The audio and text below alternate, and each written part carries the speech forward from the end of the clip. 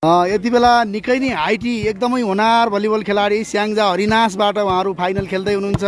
सर्वप्रथम यहाँलाई जितको शुभकामना छ। 16 गण्डकी भर्सेस हरिनास स्याङ्जा बीच खेल खेल्दै हुनुहुन्छ उहाँहरू।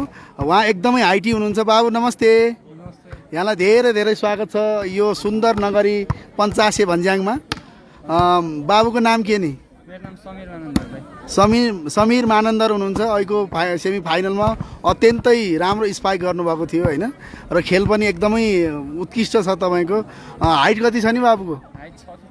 6 फिट ठ्याक्कै छ, हिमालभन्दा नि अग्लो होइन। ओके, खेल साह्रै नै राम्रो छ, साह्रै मन परेको छ। अब यो फाइनलमा पनि जितको अग्रिम शुभकामना भन्न चाहन्छु। 1 लाख कतै हरिनासले उडाउने त होइन? अनि यो धेरै टाढादेखि आउनुभएको थियो होइन हजुरहरू? कति घन्टामा आइपुग्नु भयो यो सिधाने पञ्चासे भन्ज्याङ? 5 घन्टा जति। यतै बस्नुभयो कि कहाँ जानुभयो हिजो? हो ए, अनि यो खेल खेल्दै गर्नुभएको कति समय जति भयो बाबु? हो, अनि कहाँ नि ठ्याक्कै घर हजुरको? गैरा खोलामा होइन? अब स्याङ्जा जिल्लाबाट खेल्नु त भएन होइन?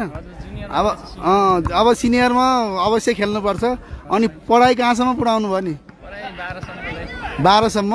हजुरलाई धेरैजनाले रबिन चन्दको भाइ भनेर भन्नुभएको थियो। फेस र हाइट होइन, तपाईँको स्पाइक होइन, त्यो छ नि, सबै कुरा मिल्दोजुल्दो छ त्यस कारणले। अनि भलिबल सबभन्दा राम्रो तपाईँलाई मनपर्ने हुन्छ नि त, मान्छेको मेरो फ्यान यो हो भन्ने। हजुर एउटा कुनै खेलाडीको नाम भन्न मिल्छ? रबिन चन्द दाई हो। ल, बेस्ट अफ लक, यहाँलाई जितको शुभकामना। जय खेलकुद, जय volleyball. Okay, best of luck. Final खेल खेल्दै हुनुहुन्छ।